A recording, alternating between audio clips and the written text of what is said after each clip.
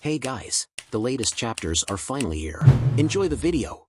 After reincarnation, he unlocks a skill maxing system, which automatically increases the level of any skill to the maximum. During graduation ceremony, he unfortunately unlocks a normal mage class, and feels depressed. But after seeing the skill maxing system, increasing the skills level to max, the intro concludes and the story continues like this. Also, help us reach 100 likes and let's begin. Two girls admire a guy, one applauds him as the college genius for his mastery of spy programs, while the other admires his good looks and ponders where he'll transition to a prestigious job role. Confidently, the other girl believes he will surely transition to a more prestigious job class, and she plans to reveal her feelings to him once he achieves that milestone. Over 100 years ago, the world was terrorized by invading games. Various monsters emerged, prompting people to awaken different skills. Humans were relegated to constantly switching stations, battling monsters, and leveling up for survival. Failing to keep pace with the monsters resulted in certain death. In such dire times, geniuses garnered attention as their abilities determined humanity's fate. 18-year-old Jiang Li, a talented individual who crossed worlds, has been learning various abilities. With the singular goal of becoming the strongest, Jiang Li excels in every field, confident that his talents will unlock a hidden class job. Jobs are categorized into basic, advanced, and hidden, with increasing difficulty and advancement. However, unlocking overwhelming power is akin to finding a needle in a haystack. The college principal believes in Jiang Li's boundless future, affirming that he is never wrong. But naturally, being a genius always attracts jealousy and dissatisfaction from others. Approaching Jiang Li, a guy confirms his identity as the highly anticipated genius. Yan Xiu, accompanied by his two sidekicks, confronts Jiang Li, asking him if he is the highly anticipated genius. He inquires about which advanced job class Jiang is planning to awaken. Recognizing Yan Xiu from the Golden Domain Academy, Jiang Li recalls him as one of the three geniuses, with a powerful golden class practitioner father. Jiang Li casually responds to Yan Xiu's query, admitting uncertainty about his future awakening as he nonchalantly walks past him. Yan Xiu interrupts Jiang Li, cautioning him against arrogance, lest he awaken an undesirable job class, warning of potential loss of respect. Defiantly, Jiang Li commands Yan Xiu to release him. Intimidated by Jiang's gaze, Yan Xiu quickly withdraws his hand from Jiang's shoulder. Walking away with hands in his pockets,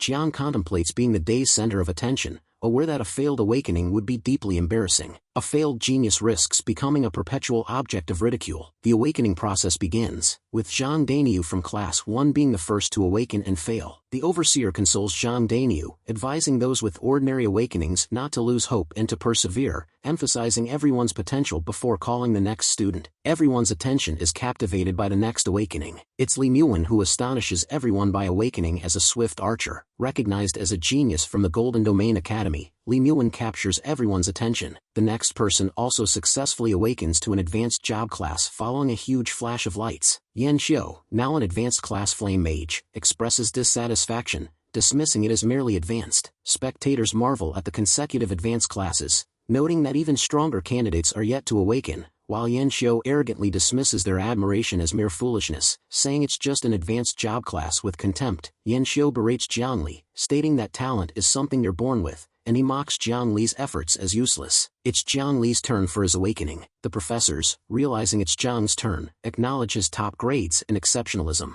Jiang's awakening commences, marked by a bizarre uproar of blinding light. The principal is shocked by the prolonged commotion during Jiang's awakening. Speculating on the outcome, he wonders if Jiang will achieve a unique hidden job class. After the process concludes, Jiang is awakened to a basic job class as a mage. Unable to comprehend, one professor questions Jiang's unexpected result, while another is visibly shaken. Yan Xiu mocks Jiang's awakening, claiming his own flame mage status is superior. Surrounding Li Muwen, students praise her as the real deal, doubting Jiang's supposed genius. Speechless, Jiang faces whispers of disappointment and suspicion. Centered amidst attention, Jiang stands as people react with embarrassment and disbelief to his outcome. Jiang Li questions the reality of his situation, pondering if this is all there is to his awakening. His focus shifts to the system's congratulatory message, revealing a special talent with skills automatically maxed out. Surprised by the revelation, he wonders if it's linked to his world-crossing experience. Examining his skills displayed by the system, he notices they aren't initially at maximum levels. Suddenly, Jiang Li witnesses a strange phenomenon as his skills rapidly escalate in levels. He watches all his skills skyrocket in proficiency, wondering what is happening. He recalls what his principal had said about awakening, that after awakening, each profession comes with 3 level 1 skills which can be leveled up, increasing their strength, and that leveling up is extremely difficult. With a cunning smile, he remarks that reaching the maximum level of skills turned out to be surprisingly simple. He feels fate hasn't abandoned him and asserts that the max level perk is even better than a hidden job class. The principal shakes Jiangli by the shoulders, urging him not to be discouraged for not attaining a higher class, reminding him of the endless possibilities as a practitioner, and reassuring him of the teacher's faith in him. Grateful, Jiangli thanks the principal and pledges to continue working hard, offering a smile of determination. The principal's reassuring pat prompts Jiang to return to class with a forced cheer. Amidst laughter and jeers from others, Jiang realizes the harshness of reality, where people prefer watching a genius fail. Smirking, he contemplates his hidden power, considering the possibility of surprising them all by succeeding. At the trial shooting range, students practice aiming at targets to improve their skills. Yen Su impresses his peers by blasting targets with fire from his fingers. His companions cheer, praising his remarkable abilities, while Yen Su basks in pride. Spotting Jiang returning to class, Yen Su calls out to him, referring to him as an ordinary mage. Yen Su attempts to grab Jiang's attention by shooting a flame in his direction. Irritated, Jiang turns to face Yen Su, questioning his intentions. Yen Su challenges Jiang to showcase his skills,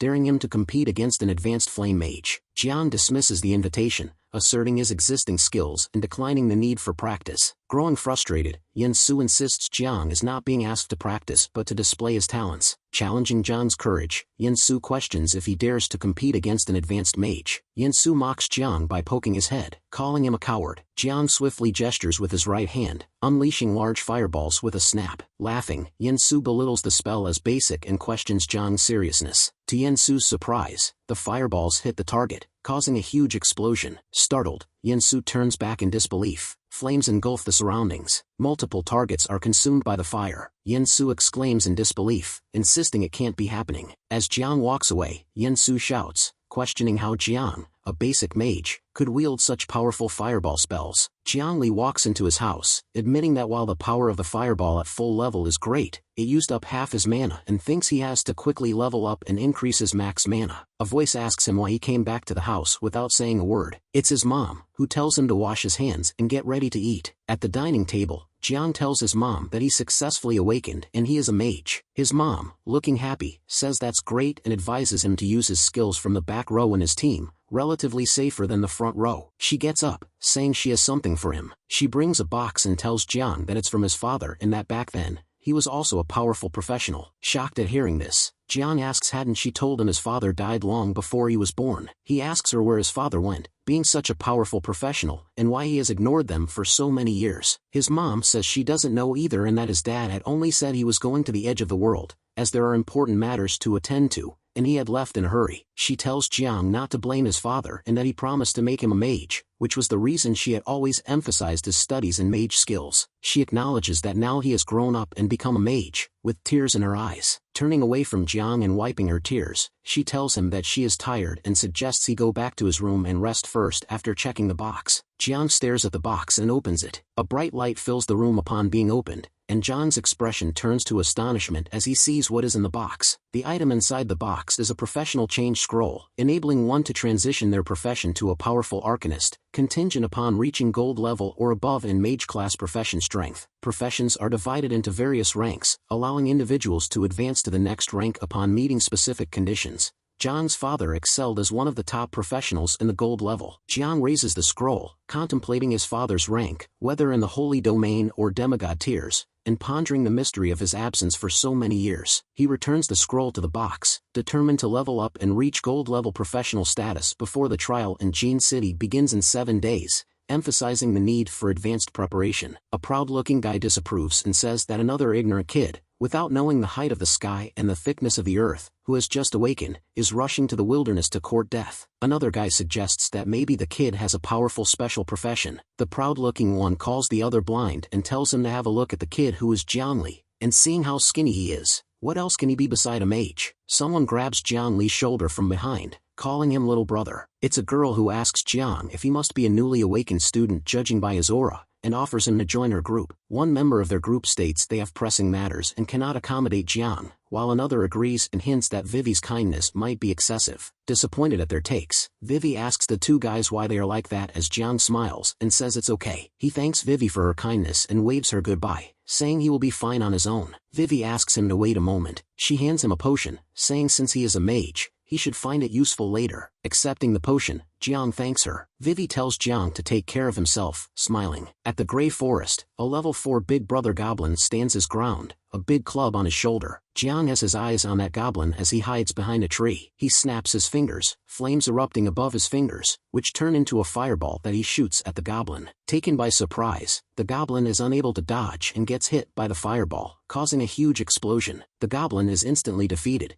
and Jiang walks towards it, acknowledging the max level fireball for taking care of the level 4 goblin in an instant. Jiang senses something behind him and turns around. There is a horde of goblins, one of them up on a tree branch with a shiny sword in his hands, and Jiang questions them if they were attracted by the commotion he caused. All of the goblins laugh at him, and he raises both his hands and prepares to fight them all, saying it's good they all came to him, and it will save him time as he won't have to search for them one by one. He uses a light armor spell. A shield surrounds his body, rendering a goblin's attack useless. The goblins strike the shield, trying to get through it, but a max-level light armor spell isn't easily broken through. The fireball spell is ready again, and Jiang summons to use it. He shoots the fireball at the goblins, resulting in a massive explosion. The fireball defeats all of the goblins at once. Jiang smiles and remarks that it's like using a sledgehammer to crack a nut as the system notifies him of leveling up by 1 level. More goblins appear and surround him. With a smirk, Jiang says no matter how many of them come, the result will always be the same. He snaps his fingers to summon the fireball again, but nothing happens, leaving him bewildered. Checking his mana, he's shocked to find he can only cast 2 fireball spells and 1 light armor spell despite leveling up. He sees that the shield from the light armor spell is still half full, so he decides to replenish his mana with meditation after he finishes the goblins first. He picks up one of the goblins' clubs and says the goblins won't be able to get through his defense, so he will play with them. He raises the club as the goblins charge at him, and saying he will show the goblins the power of a melee mage, he strikes the club on one of a goblin's head. The attack only does -10 damage, and looking worried, Jiang understands he does low damage as a melee mage. With confidence, he says 10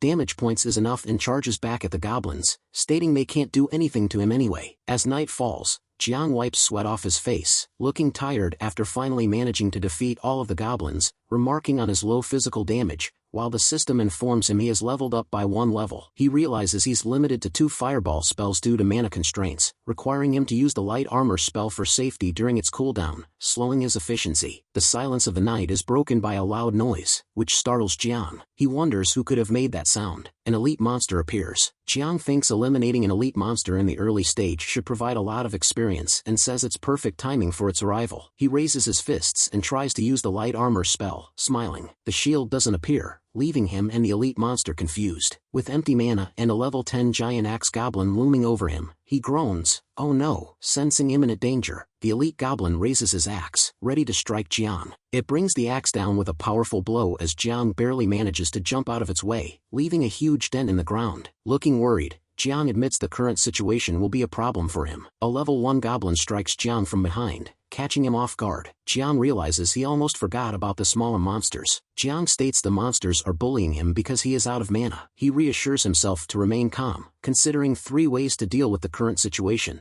The first being to find an opportunity for him to use meditation to restore his mana. The small goblin throws a stone at Jiang, who steps aside to avoid it, realizing he has no chance to focus on his meditation in his current situation. He takes out the potion given to him by that girl before, thinking the second option is to drink it as it will restore less than 1/3 of his mana, which will be enough to use the light armor. The third option is to retreat and recover before coming back to fight again. However, running away isn't his style, knowing natural mana recovery would take 24 hours. By which time someone might defeat the elite monster, Jiang decides to drink the potion. He opens the cork of the potion and drinks it. The giant goblin raises its axe, ready to strike Jiang. Jiang activates the light armor just in time, creating a shield that deflects the axe. Wondering how much mana he can restore with max-level meditation before the shield breaks, Jiang prepares to gamble. Ready to meditate, Jiang braces for the risk. Seated on the ground, Jiang begins to meditate, protected by the light armor. Despite repeated strikes from the elite goblin, the shield remains unbroken as Jiang continues meditating safely within. The goblin's axe shatters the shield with another strike. Opening his mana-glowing eyes,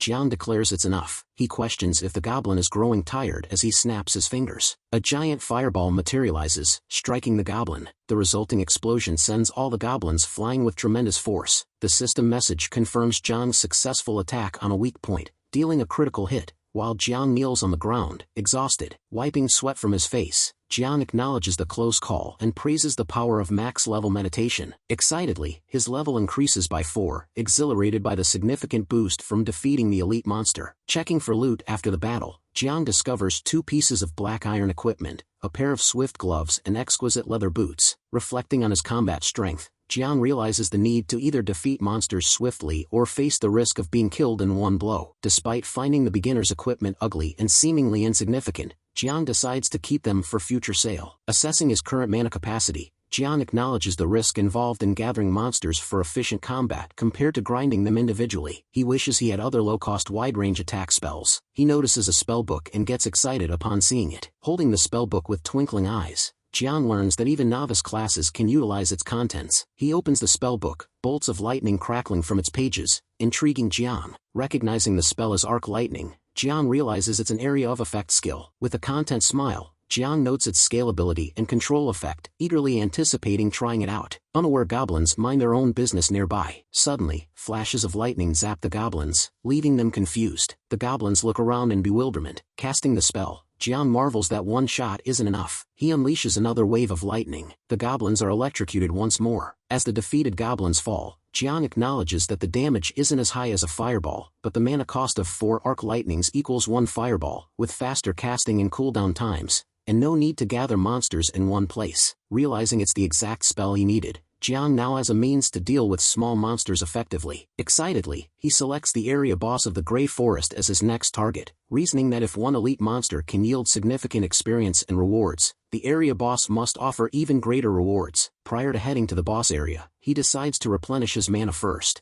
Jiang spots a group of sleeping goblins, speculating it's the goblin tribe's dwelling and assumes the area boss must be nearby. He surmises they must be in slumber. Proceeding cautiously, he searches for the boss among the sleeping goblins, planning to attack with fireballs. Accidentally stepping on a twig, it snaps loudly, alarming Jiang as he realizes his mistake. A goblin stirs, rubbing its eyes awake. Acting swiftly, Jiang strikes the goblin on the head with a large stick. Despite the blow, the goblin remains resilient, roaring in pain and anger. The commotion wakes all the other goblins. Jiang flees, pleading with the goblins to cease pursuit, apologizing and explaining his need for full mana to face the boss. In retaliation, one of the goblins hurls a stone at Jiang, striking him on the head. Growing angry at the goblins, Jiang confronts them, readying his spell for battle. He hurls bolts of lightning at the goblins, electrocuting them and reducing their health by half. Another round of lightning spells defeats all the goblins, leaving them defeated as Jiang questions their aggression. Unable to spot the boss among the tribe, Jiang considers if it's not in the tribe. Suddenly, the ground begins to shake, fissures appearing beneath Jiang's feet. Jiang suspects an earthquake is occurring. Startled, Jiang notices a statue resembling an elderly goblin behind him glowing, leaving him bewildered. Meanwhile, 3 individuals walk through the forest, with one expressing concern about practicing in the forest at night, likening it to seeking death. Yan Quan, Yan Xiu's uncle, chuckles, eager to seize the opportunity to defeat Jiang Li and impress his cousin. The blonde companion reminds Yan Quan of the late hour, questioning if Jiang Li might still in the forest. Yan shoots a deadly glare at the blonde, questioning his trust. The blonde quickly clarifies that he doesn't doubt Yan but rather expresses concern about the dangers of being in the wilderness at night, especially in encountering elite monsters or bosses they can't handle. The ground suddenly begins to shake. Recognizing the tremors as a response to someone triggering the area boss, Yan Quan expresses surprise. He informs the others that the area boss, the Goblin Shaman, has been activated and suggests they let whoever triggered it handle the fight initially, planning to join in later. Jiang Li identifies the area boss of the Greywood Forest,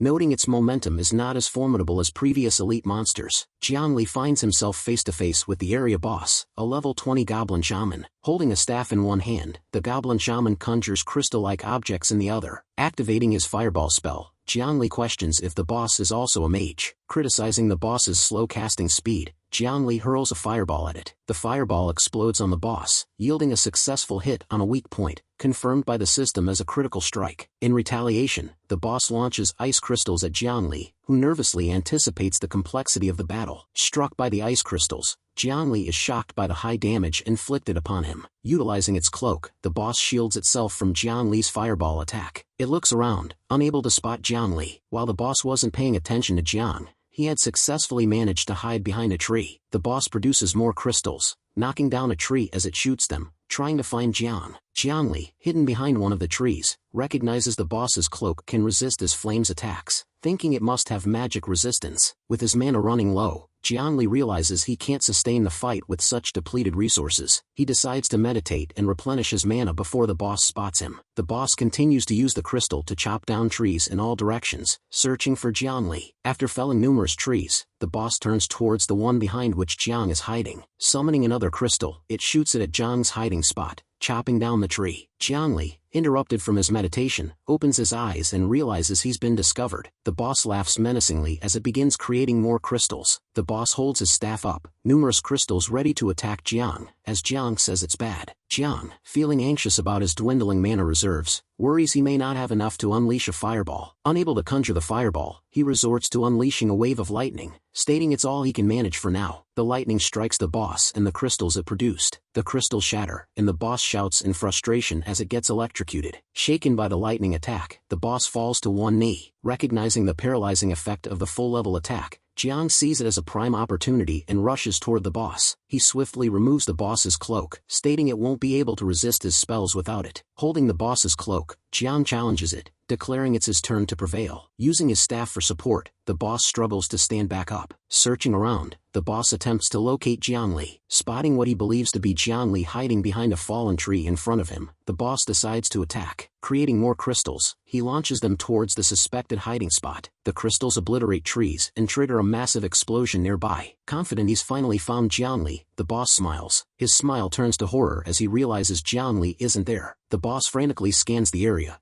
demanding to know Jiangli's whereabouts. Emerging from behind, Jiangli prepares his fireball spell, declaring the boss's demise. Jiangli hurls the fireball, but the boss quickly erects a shield from his staff to block the attack. Despite the shield's defense, the fireball cracks through and strikes the boss. Another explosion erupts as the system notifies Jiangli of a successful critical hit on the weak point. With the boss incapacitated on the ground, Jiangli explains that despite its strong defenses, his max-level fireball skill is potent, and without fire resistance, the boss is doomed. Approaching the fallen boss with a club in hand, Jiangli remarks on the boss's unfortunate encounter with him. Delivering a final blow with the club, Jiangli ends the boss's reign, earning a 3-level increase and reaching level 10, as confirmed by the system. Examining the loot from the boss's defeat, Jiangli deems it satisfactory and believes he can make use of it. Holding up the boss's cloak, Jiangli discovers it's a fire-resistant robe in tatters, rendering it useless. Opening the new spellbook obtained, Jiangli learns Ice Arrow, now at max level, previously level 5. With a satisfied expression, Jiangli marvels at the power of the max-level Ice Arrow, anticipating its effects. Inspecting the staff, Jiangli identifies it as a bronze-level staff with magic penetration,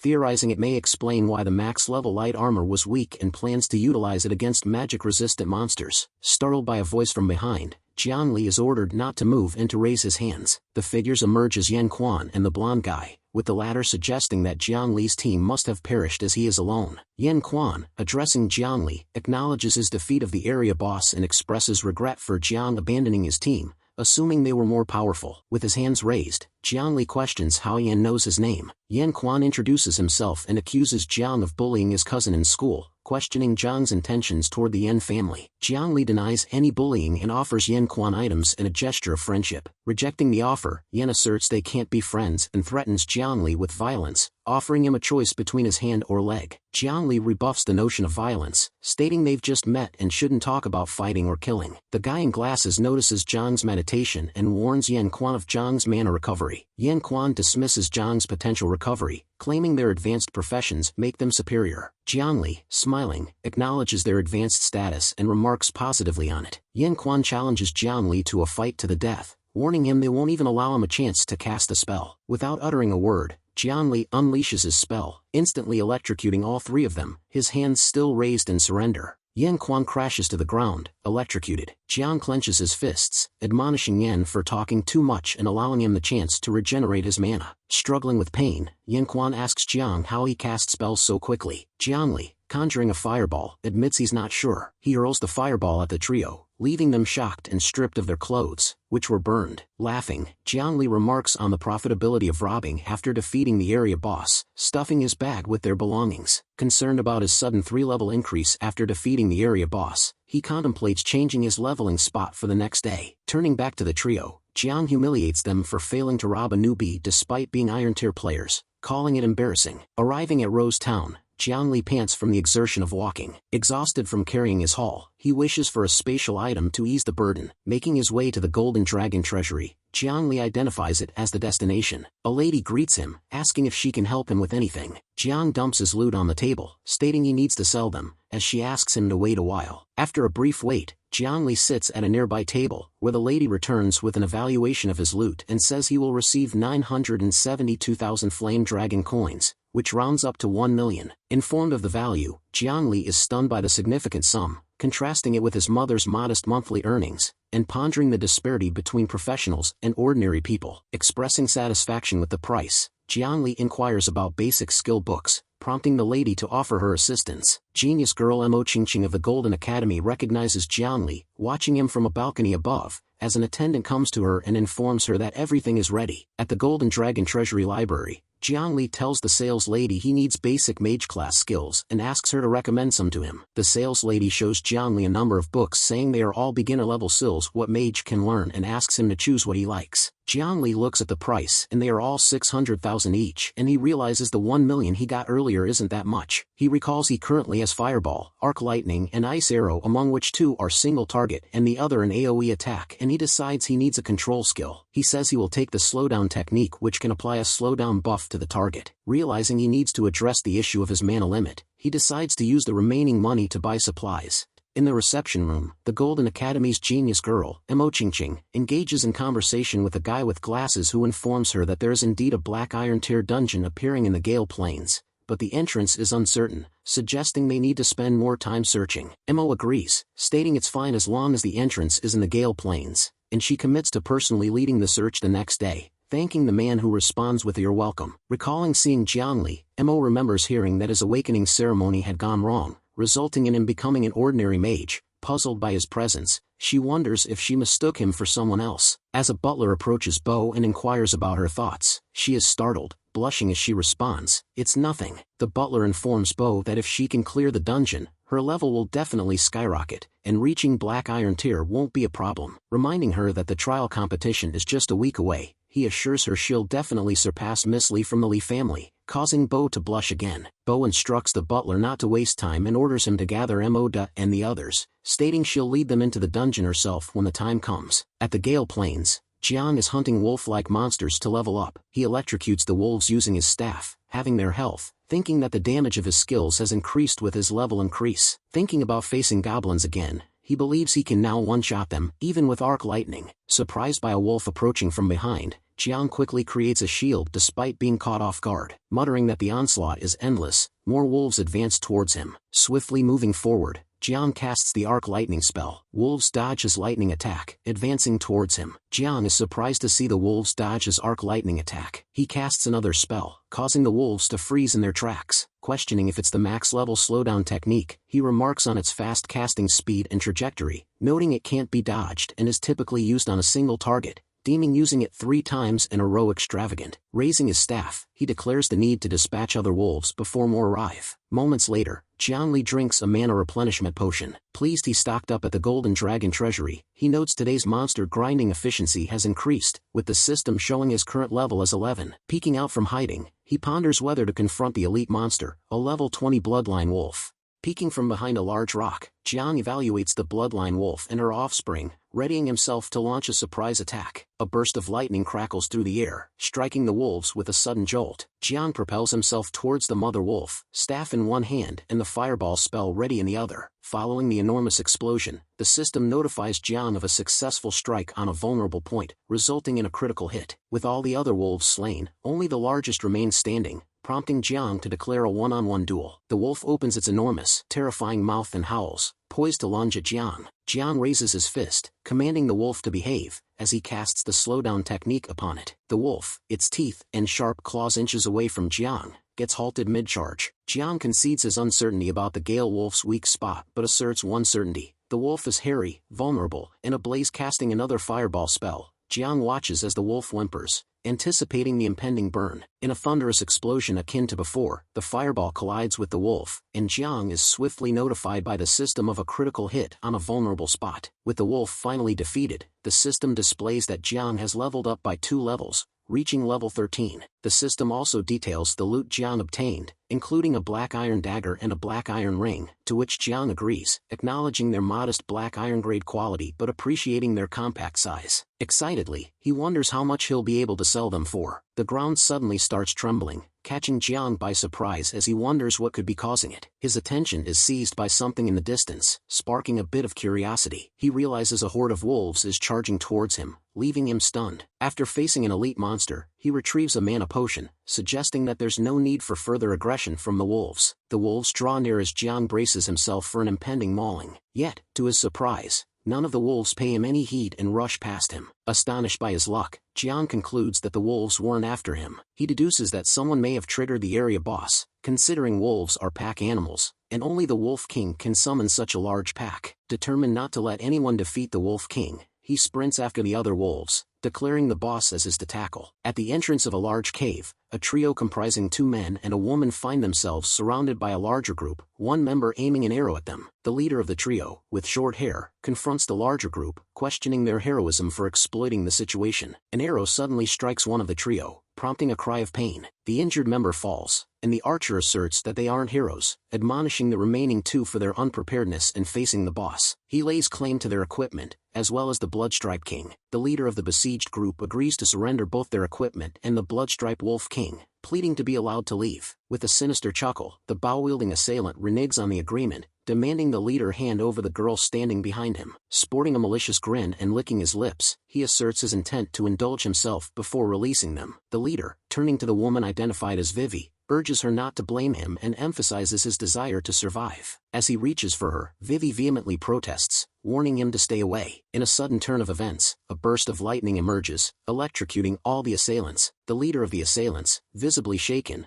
demands to know who dares to attack his group and sabotage their fortunes. Drawing his sword, he commands the attacker to reveal themselves. Emerging before them, his countenance ablaze with fury, Jiang questions their audacity to commit robbery even before nightfall, fireball poised and ready in his hand. Suddenly, one of the assailants sneaks up behind Jiang, sword poised to strike. Jiang swiftly turns, admonishing the assailant for the interruption and blasts him with a fireball. Terrified, the leader of the trio pleads for mercy and attempts to flee. Recognizing Jiang, Vivi's eyes fill with tears as she asks if he's the one from earlier. The leader of the robbers rallies his remaining allies, acknowledging Jiang's strength in defeating his comrades with a single strike and warning against underestimating him. Baring his teeth, he dismisses Jiang's strength, asserting that ultimately, he is just a mage. Commanding his cohorts to attack together and prevent Jiang from casting spells, he prepares for a coordinated assault. Summoning another fireball, Jiang expresses pity at their reckless eagerness to rush in. With another blast, he questions their apparent eagerness to meet their demise. The robber leader watches in concern as his comrades are scattered in all directions. Enraged, he refuses to accept the devastating impact of a mere mage's abilities. Dropping his weapons and falling to his knees, he begs for forgiveness, claiming it's all a misunderstanding. With a remorseful tone and pleading eyes, he implores Jiang to take Vivi and leave, revealing the location of the Bloodrune Wolf King inside the cave. Jiang commands him to halt, using his staff as a makeshift bow and conjuring a crystal arrow, warning the robber that since he initiated the attack, he should be prepared to face retaliation. Jiang releases the crystal arrow, piercing through the robber's body as he coughs up blood. He warns of the repercussions from Blood Wolf mercenaries for Jiang's actions,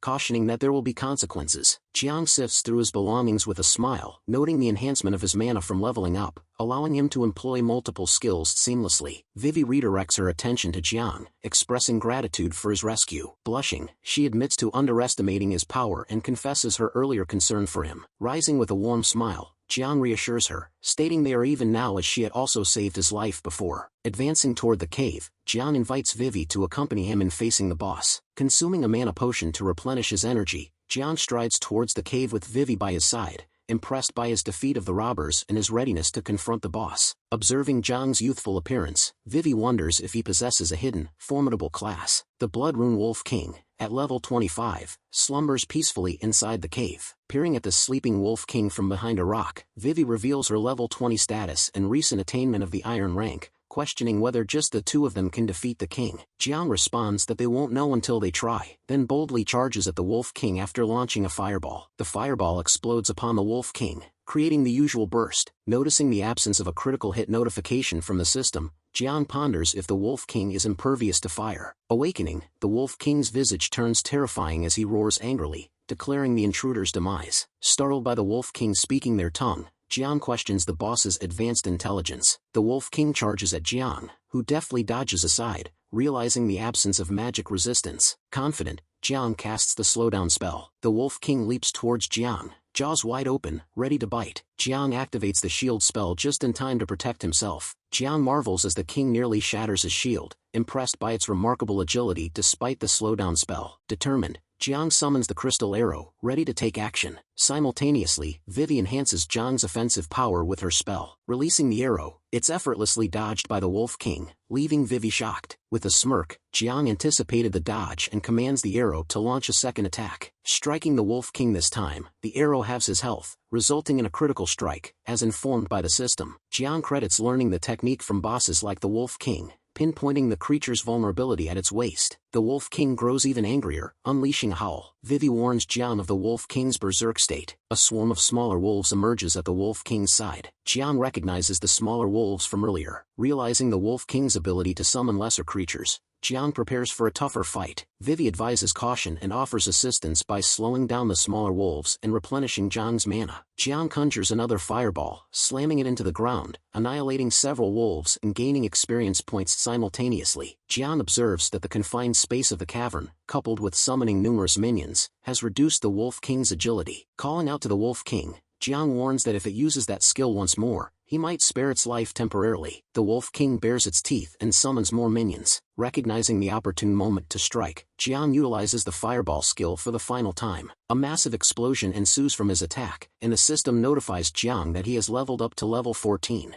The Wolf King's minions lay dead as Jiang receives a burst of experience points. Vivi, looking tired, yawns as she too gets a few experience points, fewer than Jiang's. The system notifies Jiang that he has leveled up by 1 level and reached level 15. Jiang empties another flask of mana potion for another round, draws a crystal arrow, and states that if he knew the wolf boss had such abilities, he wouldn't have wasted his time on lesser monsters. The Wolf King cowers as his minions vanish just like that, prompting Bai to point the crystal arrow at it and ask if that's all it's got. Jiang sighs, saying there's nothing they can do about it, and releasing the arrow, he says then he'll just have to reluctantly accept the Wolf King's last bit of value. The Wolf King whimpers devil, devil as the arrow comes at it. The arrow inches away from stringing it. The Wolf King whines, saying Jiang is nothing but a devil. Vivi turns her head back, looking puzzled at the commotion as the system reveals she has leveled up, reaching level 21. Jiang looks satisfied at leveling up by 3 levels at the cave itself, happy with the abundance of good loot, declaring it a victory, while behind him Vivi looks bewildered, realizing even the search function leveled up. Vivi gives a smile as she realizes Jiang is actually using the boss's summoning skill for experience and questions who's the real boss there. Jiang calls Vivi over, making her question if he meant her. Jiang holds out the wand obtained by defeating the Wolf King and hands it to her, stating it's her share, while Vivi, putting her hand over her mouth in dismay, insists she didn't do anything to deserve the loot. Jiang acknowledges Vivi's support in restoring his mana and enhancing his magic damage, affirming her importance as an excellent support, as she takes the wand from his hand. Looking pleased getting the wand, Vivi says she will do her support duty while thinking to herself that she is quite important to him. Jiang checks the system for 2 skills he received from the book dropped by the boss to check their effects, and the spells are called Lightness Spell and Swamp Spell. Looking at the info of the spells, Jiang finds out that the lightness spell can increase one's movement speed and realizes that might have been why the Wolf King was able to move even after his slowdown spell on him. The info tells him that the swamp spell can ensnare multiple enemies at once, and he decides he will try that spell when he gets the chance. Vivi spots something and calls Jiang to come over to have a look. It's a marvelous small flower called the Ghost Orchid. Bowing to examine the flower closely, Vivi enthuses that while it may be invaluable to professionals, for ordinary folks, it's a potent medical herb capable of curing various diseases, suggesting they could profit greatly by selling it. Vivi plucks 2 flowers and hands one to Jiang and keeps one for herself. Holding the flower, Jiang reveals his mother's struggles with chronic diseases after years of hard work. He expresses hope that the flower might alleviate some of her pain. Vivi notices something and, pointing at it, tells Jiang to look quickly and says the rock is glowing. Turning to see where Vivi is pointing, Jiang notices something stuck inside it and tells Vivi to step back a bit as he produces a fireball in his hand. He shoots the fireball at the wall, blowing it up in a burst of fire. The hidden object behind the wall becomes clear, surprising Jiang as he states that it's a dungeon secret realm, and they both stare at the huge dark cave revealed. The system informs that the discovered dungeon is a level 25 black iron level dungeon secret realm whose difficulty is hard and recommends the level for professionals to be level 23 and below and recommends 2 to 6 people in a group. Vivi shows her concern, suggesting they should head back and prepare first now that they know the entrance's location. But Jiang, ready to venture into the dungeon, insists he isn't going to wait. He turns to Vivi, giving her the option to retreat if she deems it too perilous, while assuring her that if she chooses to accompany him, he'll protect her. Vivi looks reassured by Jiang's words and says she will do her best and prepares to follow him, saying if they run into danger, she will help him buy time. The moon is bright in the cool night, and Jiang and Vivi walk along a forest as the system informs that they have entered the dungeon's secret realm,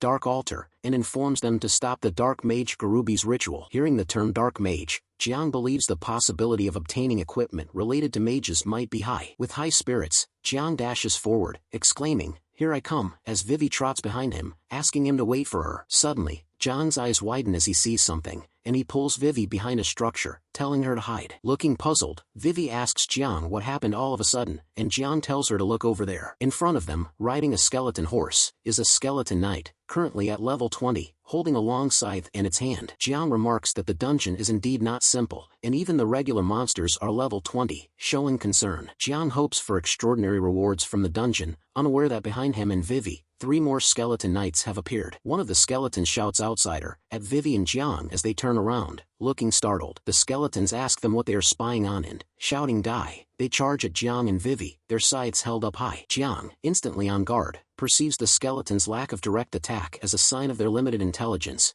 preparing a spell in response. Opting for a new tactic, he activates the swamp spell, pressing his hand on the ground and summoning a glowing disc of strange symbols. Suddenly, the solid ground transforms into a swamp covered with water. The sudden emergence of water startles the skeleton knights' horses, causing them to lose their footing and their riders to be thrown off. Sensing an opportunity, he conjures a fireball in his hand. He launches the fireball at the skeleton knights, burning them all simultaneously. Jiang and Vivi stare at the large swamp and the remains of the skeleton knights sinking into it, marveling at the upgraded swamp spell's extensive range. Jiang gazes down at the skeleton arms emerging from the swamp, realizing he won't have to face enemies one by one anymore, but rather multiple at once. So, the air fills with a loud scream, startling Jiang and Vivi. Vivi questions the source of the scream and speculates whether someone might be fighting the boss. Jiang concludes that other intruders may have disturbed the Dark Mage and instructs Vivi to wait while he investigates. Amidst the encirclement of skeleton knights, the male member of the group, donning armor, urgently implores one of the females to employ the teleportation scroll without delay. The female expresses disapproval, insisting they cannot leave yet as they haven't defeated a single monster, while the grim-looking male reassures her that her safety is paramount. A skeleton knight charges at them with his sword raised,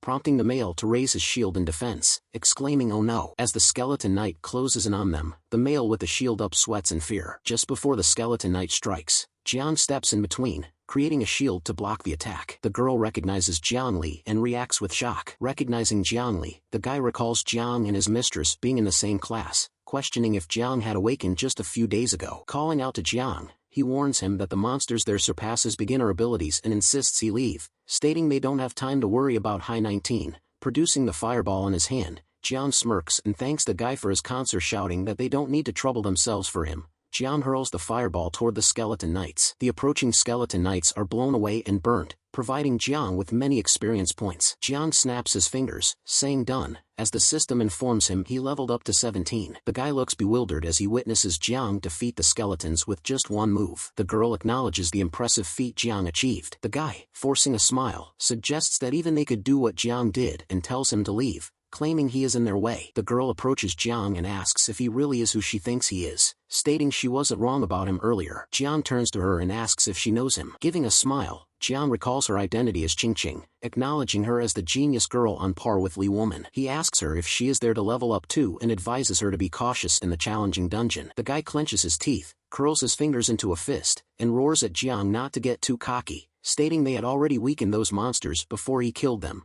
asserting they are the elite members of the Black Iron rank. Jiang informs them that if they have nothing else to say to him, he will be on his way. Turning to leave, he observes that those people are struggling even with small monsters and doubts their ability to compete for boss loot with him. Qing Qing calls out to Jiang to wait a minute and asks if he has achieved the Black Iron rank yet. Jiang remains silent, pondering momentarily before shrugging and stating he is already at level 17, so reaching Black Iron rank shouldn't take long. Qingqing looks astounded upon learning that Jiang is already at level 17 in just a few days and wonders how he managed it. Pulling the pendant she is wearing, Qingqing asks Jiang for a favor and requests his help in clearing the dungeon. She opens the pendant and withdraws a glowing round pearl-like gem, explaining that it's the Black Iron promotion gem she will give him as a reward for helping her, believing it might be useful for him. Jiang looks taken aback and wonders to himself if the item Qingqing is wearing, a pendant, must be really expensive. He stares intently at the pendant and the gem Qingqing is holding. Qingqing turns away, blushing, and asks Jiang to stop staring at it. Bai recalls that to reach Black Iron rank, one can either face the Black Iron trial or directly use the promotion gem, noting that promotion gems are rare and costly, so they are not worth using. He thinks he will probably reach level 20 before the dungeon ends, and if he doesn't get promoted to Black Iron rank, the extra experience will go to waste. After a moment of consideration,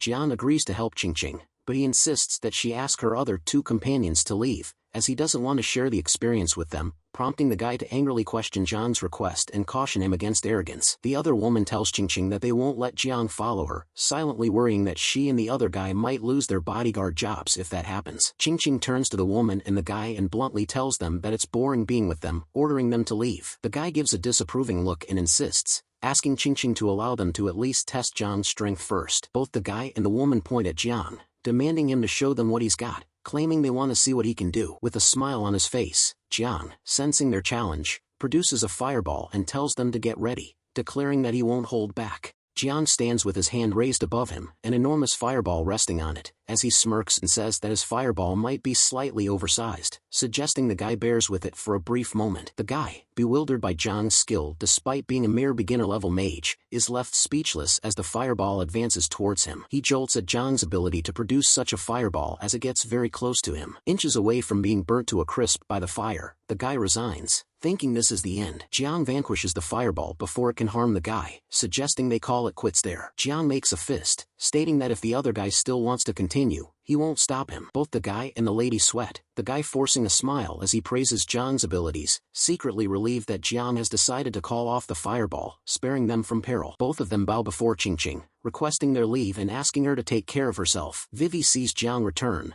grabs his arm, expresses her weight, and requests to join him next time, admitting her fear, to which Jiang says he will try his best. Qingqing, noticing Vivi's closeness to Jiang, wonders about their relationship, implying she has never heard Jiang mention having a girlfriend. Qingqing asks Vivi how to address her while introducing herself. Vivi, still holding on to Jiang's arm, tells Qingqing to call her Su Wei. Qingqing silently expresses her concern that Jiang and Vivi seem quite close. Qingqing intervenes between Vivi and Jiang, pushing Vivi aside and instead grasping Jiang's arm herself, stating she has something to discuss with him, which startles Vivi. Holding on to Jiang's arm, Qingqing questions him if he really faced trouble in his awakening process as she has heard, to which Jiang agrees, admitting he is merely an ordinary mage. Jiang asserts that it's not always necessary to have a special profession to be strong, turning to Qingqing with a smile as he declares he has his own ways. A moment later, Jiang activates the lightness spell, propelling himself a few feet off the ground amidst a huge outburst of fire, defeating several monsters and earning enough experience points to level up to level 18. From behind a bush, Qingqing asks if Jiang has always been reckless like this, and Vivi, next to her, replies that Jiang's ways startle her at first as well. Qingqing wonders why Jiang's skills, which are probably at the beginner level, are so strong. Skeleton horse hooves appear, and riding on the horse is a level 27 boss skeleton knight commander, followed by other common skeleton knights. Jiang, visibly excited at the sight of the boss, prepares to use his spells. Jiang activates the swamp spell, confidently stating that no matter how many bosses come, the result will always be the same, catching the skeleton knights off guard. Jiang explains that as long as he uses control skills well, those skeletons will be of no threat to him, causing the skeleton horses to struggle to move properly in front of him in the swamp. The skeleton boss raises its scythe and summons a shadowy horse, sending it charging at Jiang. Jiang gives a shocked look as the horse strikes him in the stomach. Vivi and Qingqing shout in horror as Jiang is sent flying from the force of the attack. The skeleton boss and its minions charge towards Vivi and Qingqing, who are terrified to see them approaching. Vivi tells Qingqing to go and save Jiang, stating she will distract the skeletons. A voice interrupts, saying there's no need for that as an ice arrow comes out of nowhere and strikes the skeleton boss. It's Jiang, on his feet and looking angry, as Vivi asks him if he is alright. Jiang reflects inwardly, realizing it was fortunate his lightness spell hadn't ended,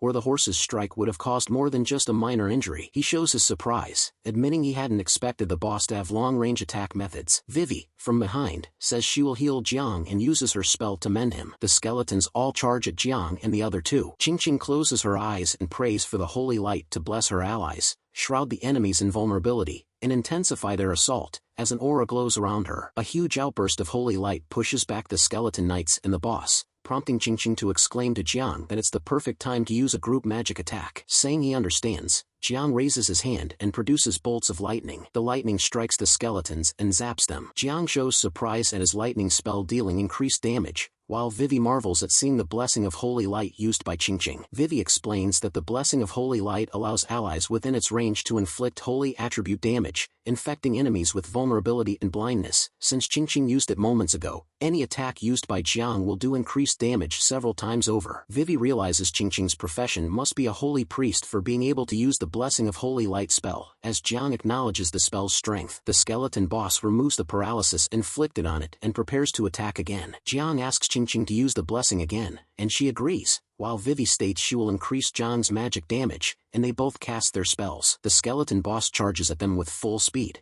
and Jiang tells the two ladies to be careful. The skeleton boss closes in on Jiang, Vivi, and Qingqing, its eyes glowing red as it towers above them, raising its scythe, poised to strike down on them. Qingqing casts her holy blessing, enhancing Jiang Li's attack at the skeleton commander knight charging at them. The skeleton knight gets hit by the attack and stops in its tracks, giving a pained growl. A huge explosion fills the forest, bathing it in golden light. The skeleton commander clutches its horse's reins as it realizes Jiang Li and the others have disappeared. While it searches for Jiang and the others, a voice from behind instructs the skeleton to stop looing. Jiang Li jumps down at the skeleton from behind, arrow aimed, declaring he is right there. The arrow strikes the skeleton in its chest, causing it to howl with pain. Then Jiang Li jumps down in front of the defeated skeleton as he declares he is victorious. The system pops up, informing Jiang he leveled up to 20 and obtained a C-grade skill book Bone Spear spell. Jiang knows the C-grade skill is good but ponders which skill to replace since his slots are full. He realizes the new spell can only be learned by Black Iron mages and decides to think about it later. At that moment, Qingqing hands over the leveling up artifact to Jiang, stating his strength will benefit them all. Blushing, she tells Jiang to call her just Qingqing from then on. Jiang high-fives Qingqing and thanks her as he takes her offering. Still holding her hand, Jiang promises to repay her twofold as Qingqing blushes more. Someone angrily slaps Qingqing's bodyguard, scolding him for leaving her alone in the dungeon. Outside at the entrance of the dungeon, someone looks pissed off at Qingqing's two guards. The male guard, sweating with worry, bows and says Jiang will keep Qingqing safe due to his strength. The old man, still angry, questions the guard as the fat guy beside him, addressing him Uncle Fu, notes something is amiss. Uncle Fu looks up, squinting his eyes to focus on something. His eyes widen in horror as the system issues a warning. An unknown error has escalated the dungeon's difficulty to abyss level, rendering exit impossible once entered. Uncle Fu shouts that Lady Qingqing is in danger, ordering the fat guy to gather all the elites and bring them there. Meanwhile, inside the dungeon, Jiang is sitting down, meditating as Su Wei senses something and asks who is there. Some creature with massive legs walks in, shaking the ground as it asks who the intruders are. The stranger, who is a skeleton, says it's impressive of Jiang and the others to defeat his minions. Then,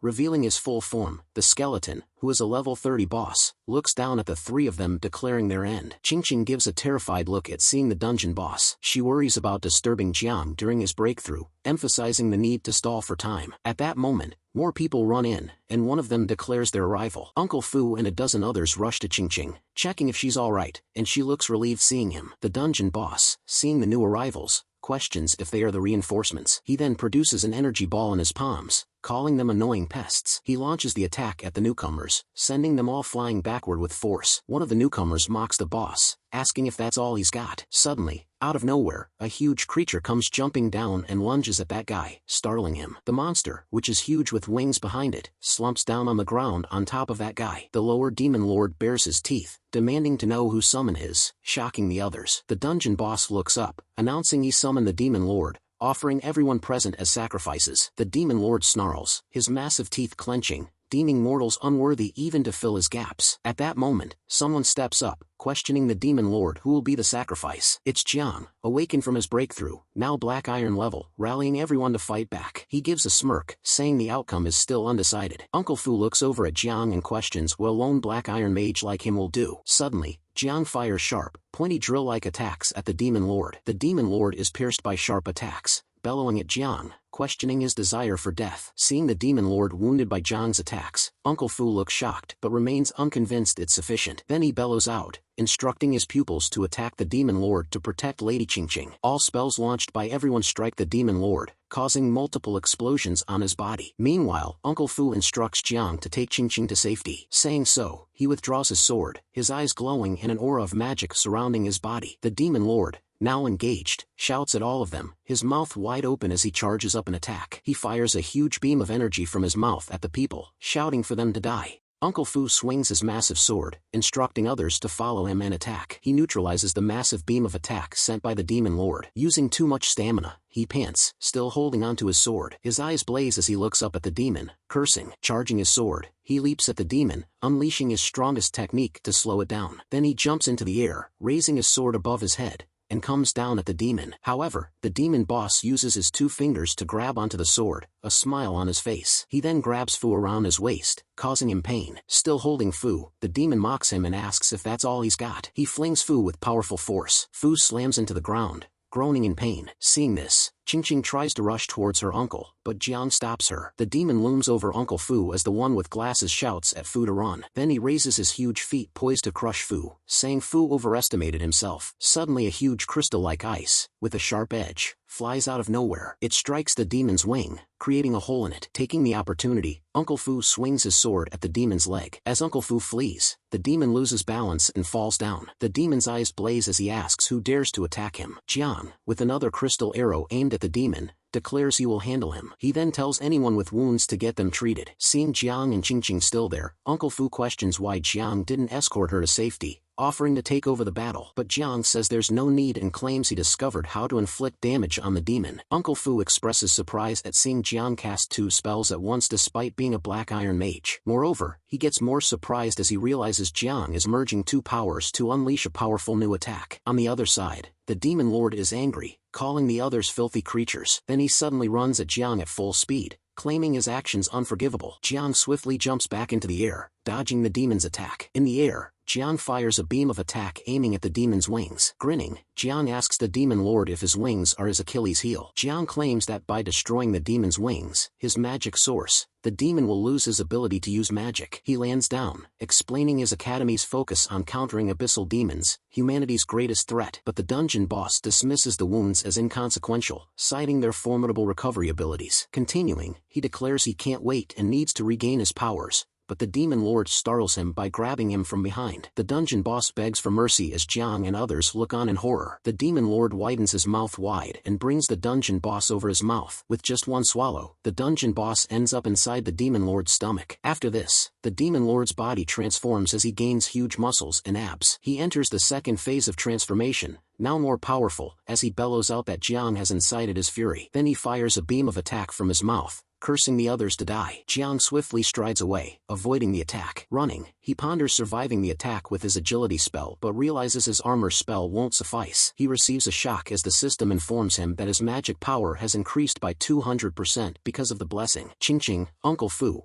and the others seem to have used their blessing powers on Jiang, increasing his stats. The demon lord realizes this and turns towards Qingqing and others, casting their spells. He bellows out, calling them fools as he charges a dark energy attack in his palms. But Jiang sees this and claims it's not good, changing his course. The demon hurls the energy ball at Qingqing and others, cursing them to die, while Jiang boosts his speed by 300% to stop the attack. Jiang positions himself between Qingqing and the approaching dark energy ball. He activates the light armor technique just as the energy ball nears. A massive explosion occurs, enveloping the surroundings in red smoke. The demon lord's eyes show concern as he sees the ground covered in slimy liquid. Lifting a leg, he examines the substance on the ground. A huge shield emerges as the smoke clears. Jiang instructs everyone not to move while the paralyzed boss questions the situation. Inside the shield, Jiang smirks, promising the boss something interesting. He combines the arcane art and swamp technique, producing bolts of lightning that electrocute the demon. Hit by the lightning, the demon finds himself unable to move. Jiang charges towards the immobilized demon as Qingqing and others enhance his skill power. Meanwhile, the demon lord questions Jiang's audacity as he creates another dark magic ball. He fires a beam of dark matter at Jiang, calling him foolish. Jiang responds by holding out his staff like a spear. The staff pierces through the beam of energy fired by the demon lord. Seeing this, the demon lord expresses annoyance, accusing Jiang of using petty tricks. Dozens of sharp bones bones come flying towards the demon lord, piercing his arm as he shields his face. Jiang notices the demon lord trying to shield his head and asks why it's so important. Annoyed, the demon lord questions why it matters to Jiang, with sharp bones embedded in his arm. The bones explode at the demon's face due to Jiang's combination of bone spear and fireball techniques. Without delay,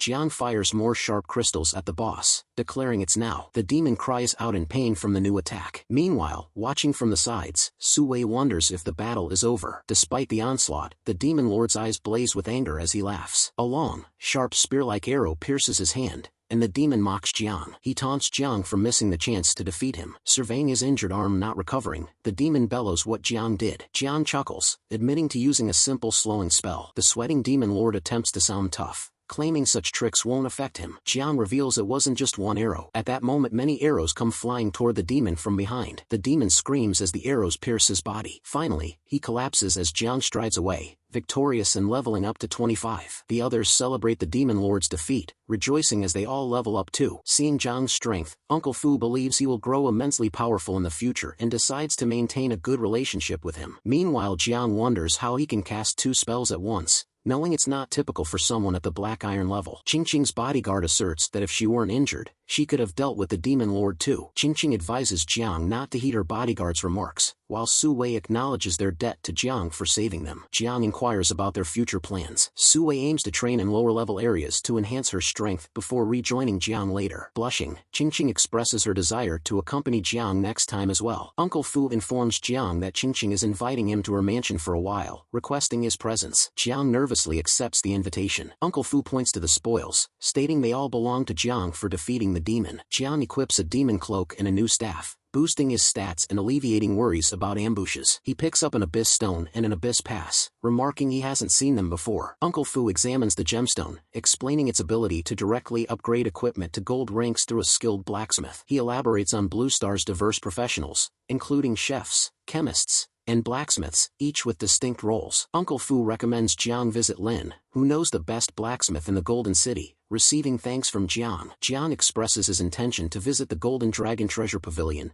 bidding farewell to the others before departing. Inside Rose Town's Golden Dragon Pavilion, the receptionist tells Jiang to wait for a while.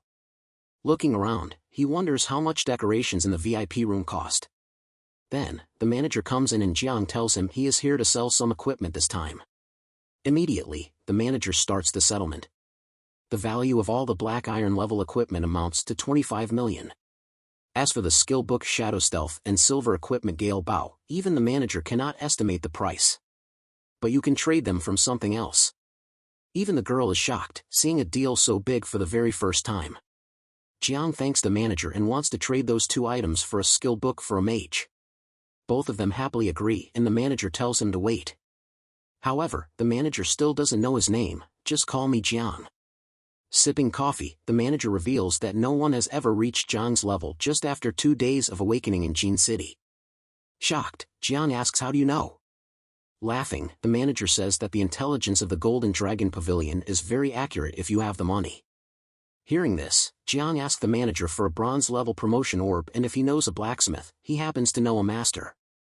Then, the girl hands over a list to Jiang, which contains a list of items to barter. And since he sold lots of items this time, they give him a purple Golden Dragon card with flat 10% on anything. Starting with the bronze-level promotion orb with flat 10% off. Suddenly, the manager slams the table. I will charge you only 16 million for the orb, consider it making a friend. Seeing the manager giving him a discount of 4 million, he wants to maintain a good relationship with him. Standing, he enthusiastically thanks the manager, ensuring he will sell everything to him. Then, the manager informs him about gold-level blacksmith Master Wang who happens to be in Jin City. He tells Jiang to go to the Wenxiang courtyard in the east and say I referred you. Next day, at Wenxiang's courtyard, Jiang stopped at the gate. The guard tells him noon is allowed inside. So, Jiang takes out a massive gemstone, clarifying that he wants Master Wang Yun to make him a weapon.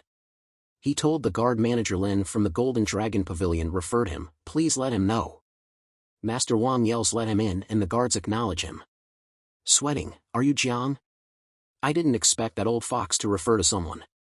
Jiang calls him the best blacksmith in Jin City but the old man stops him, asking what gemstone do you want to set? He is quite impressed seeing the gold level gemstone. Master Wang reveals that even for gold-level blacksmiths, it is rare to touch a gold-level gemstone. But, with a serious look, he bursts out laughing, saying the chances of failure are very high with it. Master Wang then proposes a deal. He nearly completed a weapon but it lacks the tooth of a thunder crocodile leader. This will greatly improve the rate of success. Jiang asks if he wants him to find it. Master Wang replies not necessarily. He reveals that the thunder crocodile leader is very cunning, hiding deep in Thunder Marsh and hides from high-rank hunters. If it can increase the rate of success, then Jiang will do it.